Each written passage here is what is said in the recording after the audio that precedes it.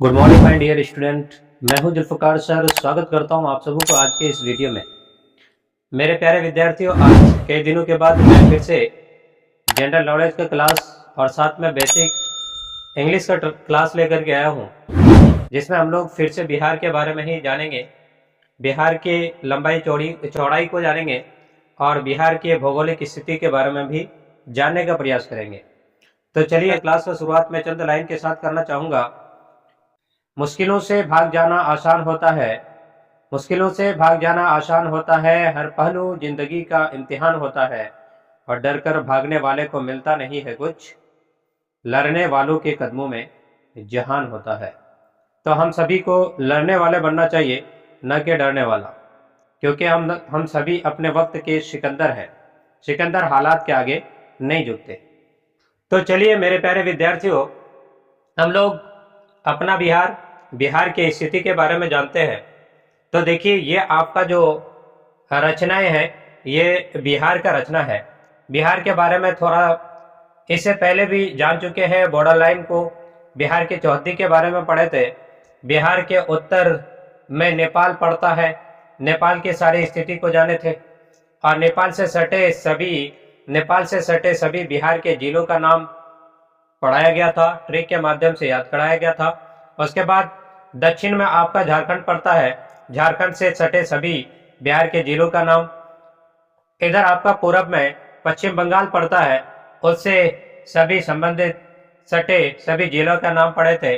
और इधर आपका उत्तर प्रदेश पड़ता है, और यहाँ से भी इसके सभी 8 जिलों को मतलब ट्रिक के माध्यम से हम लोग समझने का और याद करने का प्रयास किए थे।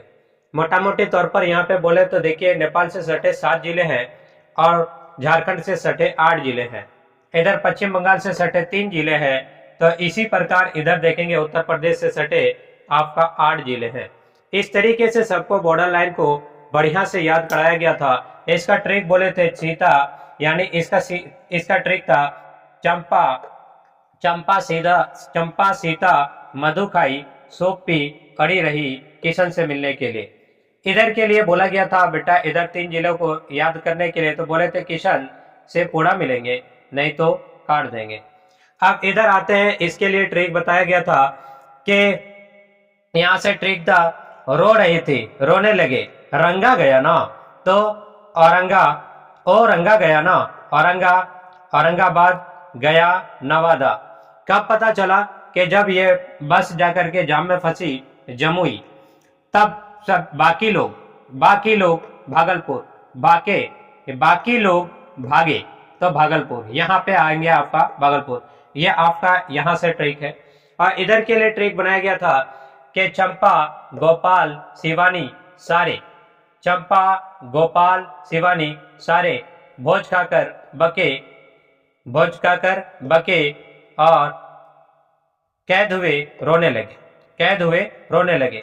ये ट्रिक के माध्यम से हम लोग समझने का, याद करने का प्रयास किए थे। आज यहाँ पे देखेंगे तो देखिए, सबसे पहले बिहार के सबसे उत्तरी जिला के बारे में बात करें तो सबसे उत्तरी जिला, सबसे उत्तर तरफ देखेंगे तो ये आपका पड़ता है पश्चिमी चंपारण। और क्षेत्रफल की दृष्टि से भी अगर बोला जाएगा तो सबसे बड़ा जिला कौन है, तो पश्चिमी चंपारण।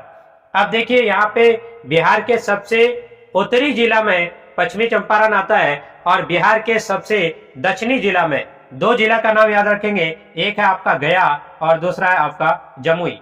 2 जिला ऐसे हैं जो सबसे दक्षिण तरफ पड़ता है।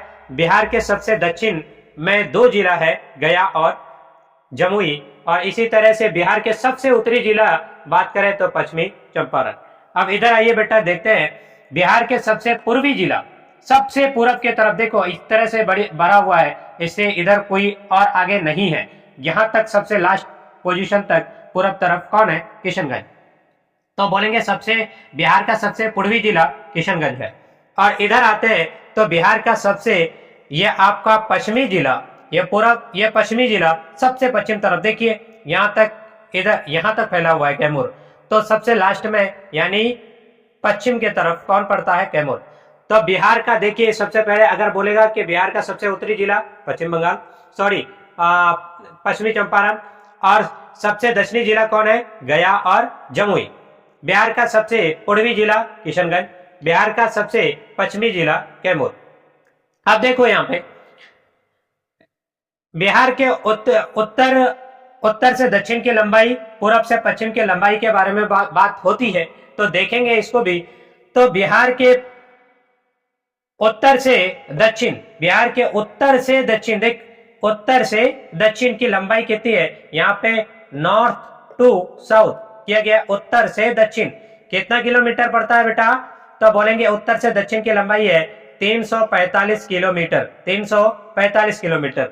यहाँ पे देखते हैं तो बिहार के पूरब से पश्चिम या पश्चिम से पूरब की लंबाई कितनी है, तो बोलेंगे ईस्ट टू वेस्ट, पूरब से पश्चिम की लंबाई 483 किलोमीटर। गौतम बुद्ध की मृत्यु, गौतम बुद्ध की मृत्यु। यहाँ पे उत्तर को 3 के तरह से लिखा जाता है, 3 4 5 ऐसे याद रख लेंगे। अब यहाँ पे देखते हैं लंबाई उत्तर से दक्षिण, और लंबाई यहाँ पे देखा जाए तो पूरब से पश्चिम, ये भी हो गया।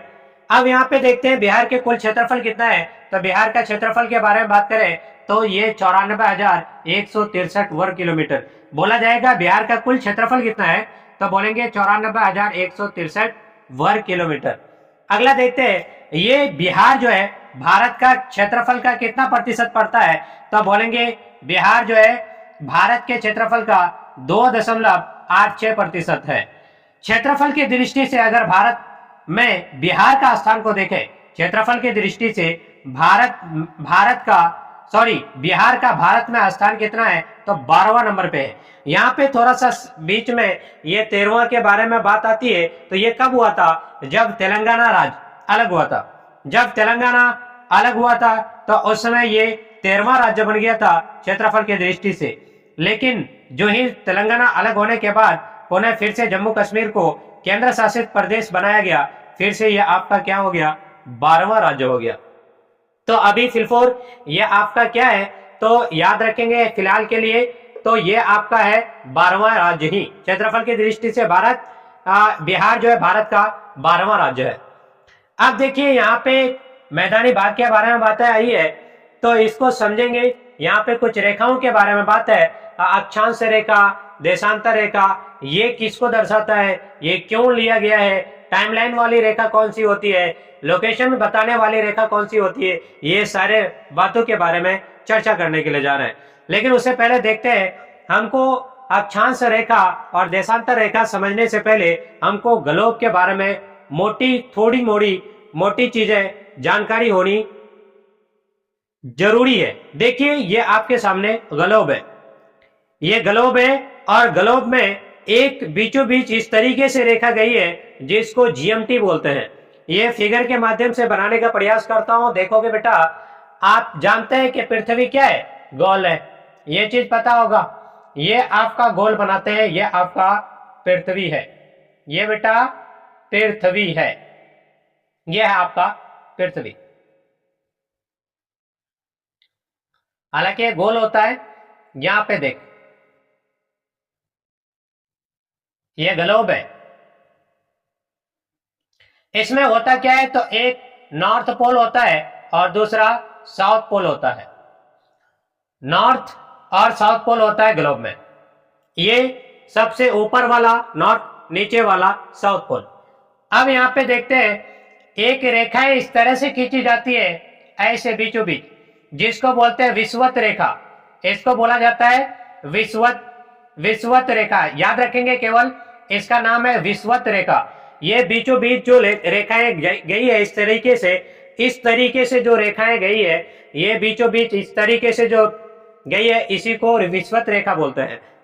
ग्लोब के बीचों बीच इस तरीके से एक लाइन गई है, ये देख रहे हैं, ये सीधा सीधा ऐसे करके, ये देखो, ये नॉर्थ पोल से साउथ पोल को मिलाने वाली रेखा, इस रेखा को बोलते हैं जीएमटी, GMT। इसका पूरा नाम होता है ग्रीन मीन टाइम, यानी प्रधान रेखा भी इसको कहा जा सकता है, प्रधान मध्य रेखा। यह याद रखो, सिर्फ जीएमटी रेखा, इसको बोलते हैं विषुवत रेखा। विषुवत रेखा 0 डिग्री पर खींचा जाता है। यह आपका कितना डिग्री पर, 0 डिग्री पर खींचा जाता है। जो ये विषुवत रेखा जो है पृथ्वी को 2 ग्रुप में बांट देता है। ऊपर वाला उत्तरी गोलार्ध कहलाता है,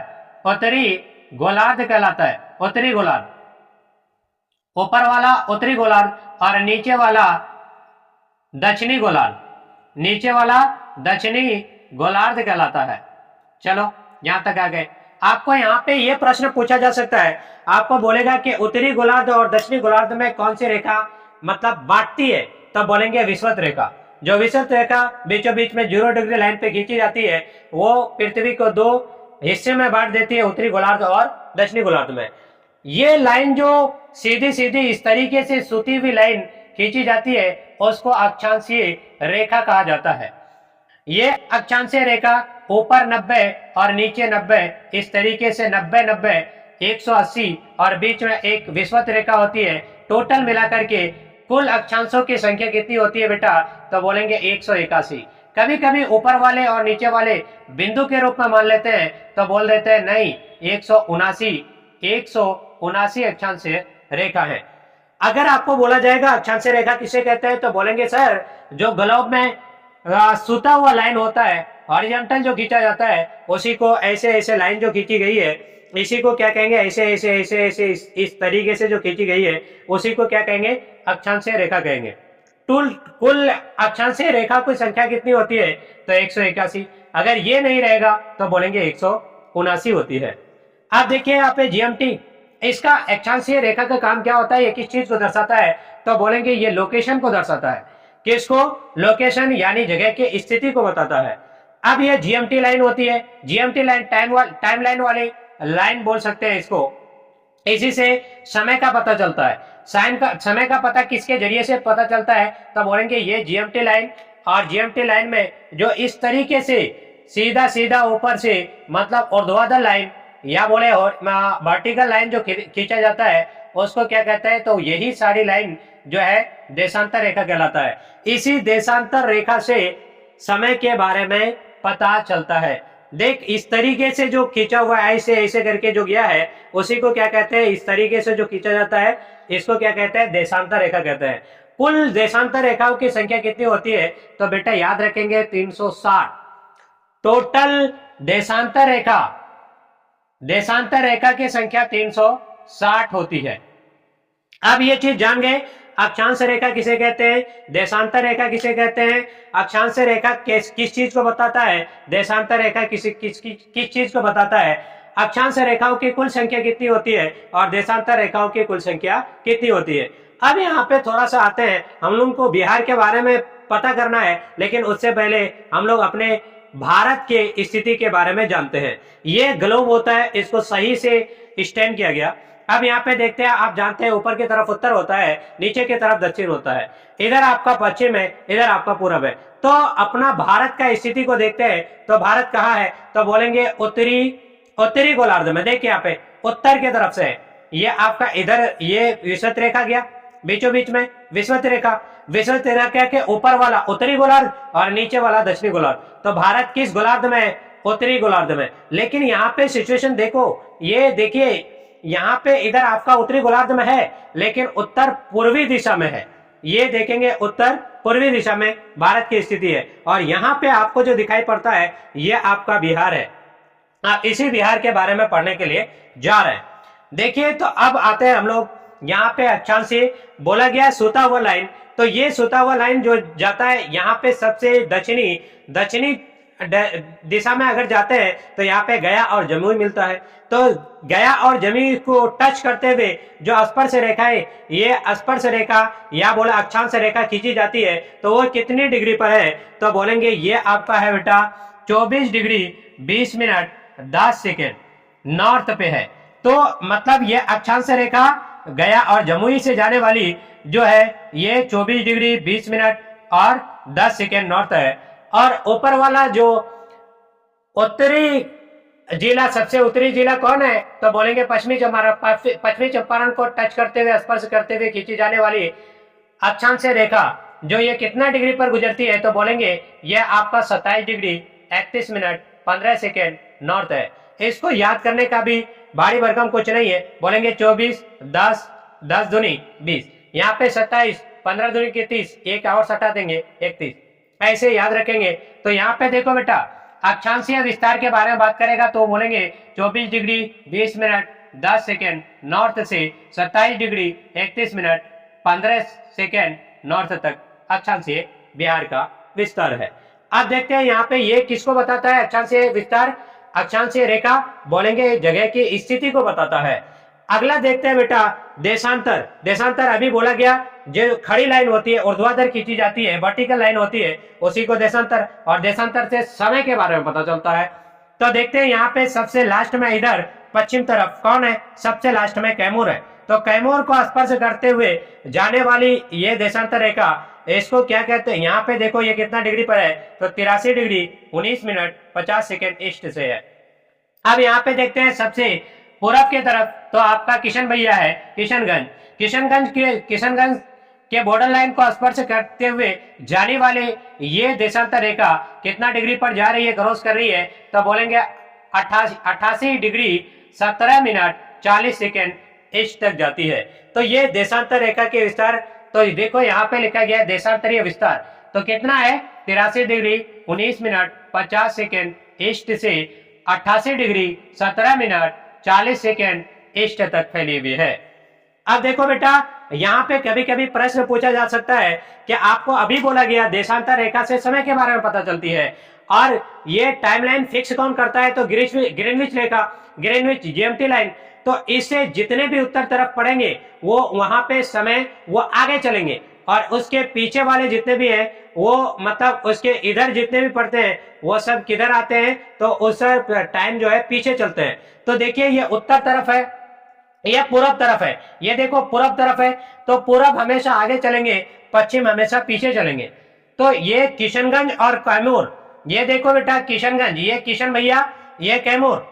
किशनगंज और कैमूर के बीच में टाइम को देखा अगर जाए तो यहाँ पे देखते हैं पहले डिग्री के बारे में। इन दोनों के बीच में डिग्री में कितना अंतर है, ऊपर 88 डिग्री और यहाँ पे आपका 83 डिग्री।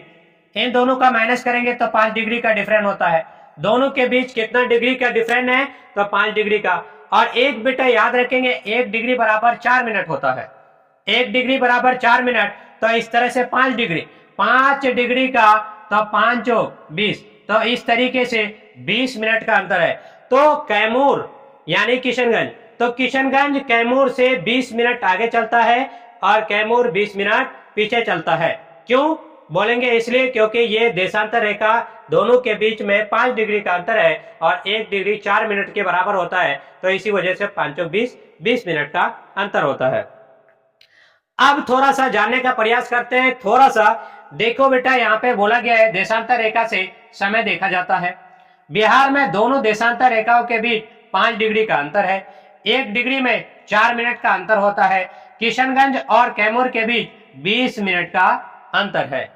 देखो यहाँ पे लंबाई के बारे में बात करो तो यहाँ पे उत्तर से दक्षिण, नॉर्थ टू साउथ 345 किलोमीटर है। बोलेंगे नॉर्थ टू साउथ, उत्तर को ऐसे लिखा जाता है, उत्तर तो उत्तर 3 के तरह से लगता भी है, तो 3 4 5 ऐसे कर दिए। चौड़ाई या लंबाई ऐसे ही बोल सकते हैं कि पूरब से पश्चिम की लंबाई कितनी है या चौड़ाई कितनी है, तो बोलेंगे 483 किलोमीटर। ये क्या होता है बेटा, तो बोलेंगे गौतम बुद्ध के मृत्यु का टाइम है। बिहार का अगर देखा जाए स्ट्रक्चर कैसा होता है, तो देखो बेटा वर्ग के तरह से होता है, ये वर्गाकार होता है। तो यहाँ पे लिखा गया है बिहार का कंस्ट्रक्शन देखे तो ये वर्गाकार होता है। यहाँ पे पॉइंट दिया गया है, इसको डिग्री बोलते हैं। 1 रहेगा तो मिनट, 2 रहेगा तो सेकंड बोला जाएगा। अब देखिए यहाँ पे कुछ बिहार के बारे में लिखा गया है। बिहार में कुल जिलों की संख्या कितनी है, तो बोलेंगे 38। बिहार में अनुमंडल की संख्या कितनी है, तो बोलेंगे 101। बिहार में प्रमंडल यानी कमिश्नरी की संख्या कितनी है, 9। सबसे बड़ा प्रमंडल तिरहुत हुआ करता है, तिरहुत। अब यहाँ पे देखते हैं प्रखंडों की संख्या कितनी है, तो बोलेंगे 534। अगला देखते हैं यहाँ पे आपका पंचायत कितना है बिहार में बेटा, तो बोलेंगे 8471। गांव कितना है बिहार में, तो 45,103 गांव है। अब यहाँ पे देखते हैं बेटा बिहार के भौगोलिक स्थिति के बारे में। तो बिहार के भौगोलिक स्थिति को जानने से पहले हमको सबसे पहले इसमें भूगोल में युग हुआ करता था। जिस तरीके से हिंदू ग्रंथों में, हिंदू धार्मिक ग्रंथोस्मृति है, उसमें लिखा हुआ है कि 4 युग हुआ करते थे, जिसमें द्वापर युग, त्रेता युग और सतयुग, कलयुग हुआ करता था। इसी तरीके से भूगोलविदों का मानना था कि मतलब भूगोल के अकॉर्डिंग भी देखा जाए तो यहाँ पे जो टाइमलाइन है यहाँ पे भी ये 4 युग में बांट करके इसका अध्ययन किया जाता है। प्रथम युग को, भूगोल का प्रथम युग को यानी प्रथम, द्वितीय, तृतीय और चतुर्थ युग हुआ करता है। प्रथम युग को इसका नाम होता है प्री कैम्ब्रियन। प्री कैम्ब्रियन प्रथम युग को क्या बोलते हैं? भूगोल का प्रथम युग को प्री कैम्ब्रियन। भूगोल के दूसरा युग को क्या कहते हैं? तो बोलेंगे कैम्ब्रियन। और तीसरे को टर्शियन युग कहते हैं और चौथे को क्वाटरनरी युग कहा जाता है। अब देखो बेटा, बिहार के बॉडी का सबसे पहला स्ट्रक्चर जो बनाया गया, ये देखो पर्वत पठार, ये पर्वत पठार और मैदानी हिस्सों से मिलकर आपका बिहार का फॉर्मेशन हुआ है। तो सबसे पहले बिहार के बॉडी के बारे में जो हुआ था, बातें चली थी, तो ये आपका बोल सकते हैं इसको प्री कैम्ब्रियन युग का है। प्रथम मतलब प्री कैम्ब्रियन युग का। ये कौन सा चीज बना हुआ है? तो बोलेंगे ये प्री कैम्ब्रियन युग का जो बना हुआ है प्रथम, ये कैमूर, रोहतास और छोटा सा हिस्सा पड़ता है औरंगाबाद का। ये वाला इलाका, ये वाला पठार जो बना हुआ है, ये प्री कैम्ब्रियन का है। अगर आपको बोला जाएगा कैम्ब्रियन, तो कैम्ब्रियन में कौन आता है? यानी दूसरा सबसे बड़ा, अगर बिहार के अंदर देखा जाए तो सबसे ज्यादा पर्वत श्रेणी में देखा जाए तो यही आता है, ये वाला पर्वत श्रेणी। तो ये कैम्ब्रियन वाला है। तो इसमें कौन कौन आते हैं? तो यहाँ पे कह सकते हैं औरंगाबाद भी आ जाएगा, गया, नवादा, जमुई, बांका। ये सब का सब क्या है आपका, किसमें आते हैं, किसमें पढ़ते हैं? तो बोलेंगे कैम्ब्रियन युग के अंतर्गत आते हैं। यहाँ पे इस युग के अंदर ये पर्वत है, ये पठार बनी हुई थी। यहाँ पे थोड़ा सा एक हिस्सा देखेंगे तो ये आपका नालंदा यहाँ पे नालंदा, और ये आपका आता है बिहार शरीफ। नालंदा और बिहार शरीफ ये भी आपका उसी कैटेगरी का बना हुआ है, कैम्ब्रियन युग का बना हुआ है। अब यहाँ पे देखते हैं तो यहाँ पे टर्सरी युग का पर्वत में देखेंगे तो ये आपका जो मिलता है ऊपर वाला पश्चिमी चंपारण वाला हिस्सा, ये टर्शियन युग का है। अब यहाँ पे देखते हैं लास्ट में आता है क्वाटरनरी में कौन आता है? मैदानी भाग। ये पूरा का पूरा मैदानी भाग है। यहाँ पे देखने से भी पता चलता है बेटा, पहाड़ी वाला हिस्सा देखेंगे तो बस इतना ही है, ये वाला हिस्सा, बाकी बीच में जितना भी बच जाता है ये पूरा का पूरा क्या कहलाता है? मैदानी भाग कहलाता है। तो बिहार में देखा जाए तो सबसे ज्यादा मैदानी भाग है। और मैदानी भाग कितना है बिहार में? मैदान कितना है, कितना प्रतिशत है? 95% मैदानी भाग है। अब ये 5% में सभी पर्वत यानी पठार है।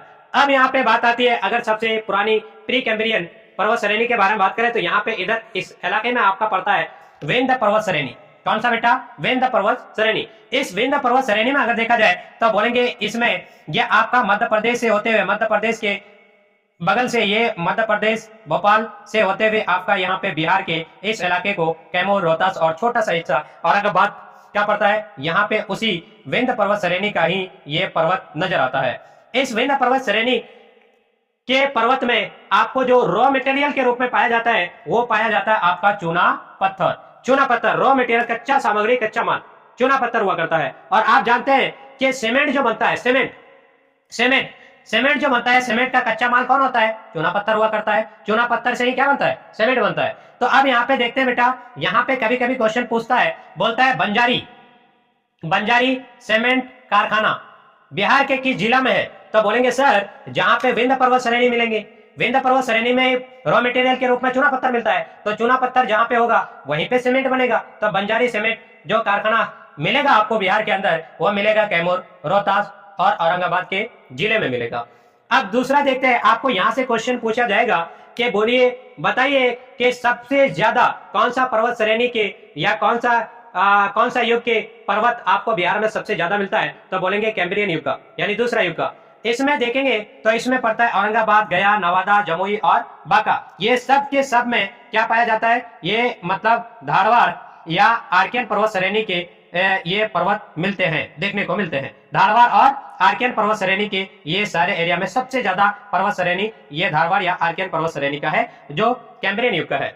अब यहाँ पे देखते हैं, इधर आपको पूछा जाता है, आपको बोला जाएगा यहाँ पे ट्रेजरियन युग के बारे में। तो देखो ट्रेजरियन युग में यह पश्चिमी चंपारण का हिस्सा है। आप जानते हैं कि ये सबसे उत्तर की तरफ है, तो आप जानते हैं उधर हिमालय पर्वत श्रेणी है। और हिमालय पर्वत श्रेणी का एक बाहरी भाग आया है जिसको शिवालिक पर्वत श्रेणी कहते हैं। हिमालय पर्वत श्रेणी का बाहरी भाग जो लटकता हुआ आया है उसको क्या कहते हैं? शिवालिक पर्वत श्रेणी। और इसी शिवालिक पर्वत श्रेणी का ये आपका पश्चिमी चंपारण, पूर्वी चंपारण का इलाका जो पहाड़ी इलाका पड़ता है ये है। और यहाँ पे पड़ता है आपका सोमेश्वर का पहाड़ और नामनगर का पहाड़। ये दोनों पहाड़ पश्चिमी चंपारण में फेमस है, बहुत ही मशहूर है।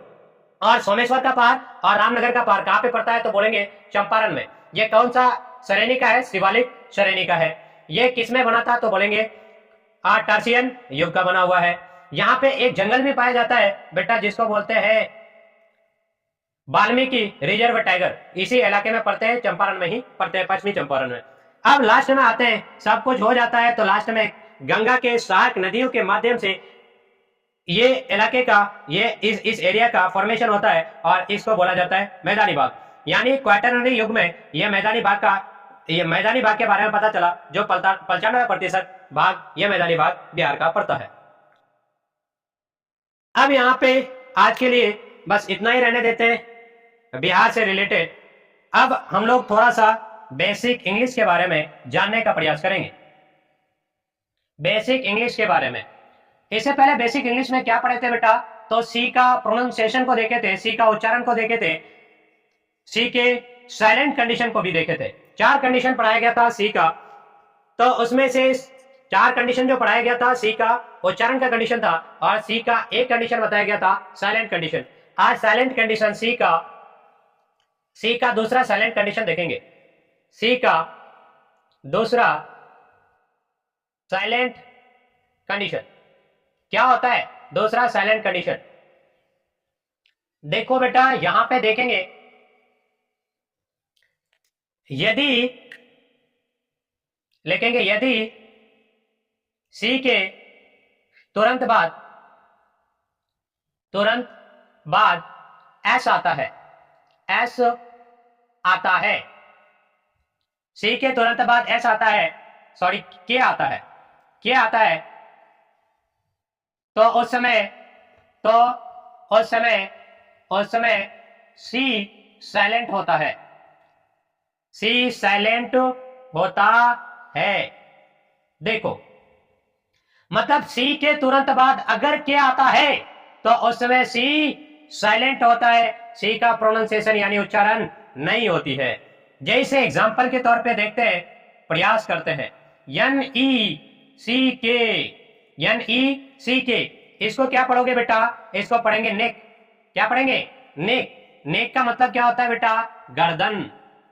नेक का मतलब गर्दन। यहाँ पे सी के तुरंत बाद क्या आया तो सी को कुछ नहीं पढ़े, केवल के को पढ़े, नेक। नहीं तो इसको अगर पढ़ा जाता तो नेक ऐसे पढ़ते, लेकिन ऐसा कुछ नहीं। सी के तुरंत बाद अगर क्या आता है तो उस समय सी को नहीं पढ़ा जाता है। आगे देखो बी ए सी के, इसको देखो सी के तुरंत बाद क्या आ गया तो सी को पढ़ा नहीं जाएगा। इसको क्या पढ़ेंगे? बैक। बैक का मतलब क्या होता है बेटा? बैक का मतलब होता है पीछे। बैक का मतलब पीछे या पीठ भी बोल सकते हैं। आगे देखेंगे इसी तरह से हेक, एच ए सी के, देखो सी के तुरंत बाद क्या आया तो अब सी का प्रोनाउंसिएशन नहीं होगा, तो इसको क्या पढ़ोगे? हेक। हेक का मतलब क्या होता है? किराए का। आगे और एक देख लेते हैं, यस ए सी के, सी के तुरंत बाद क्या आया, सी का प्रोनाउंसिएशन नहीं होगा, इसको क्या पढ़ेंगे? शेक का मतलब क्या होता है बेटा? झोपड़ी। तो आज के लिए बस इतना ही।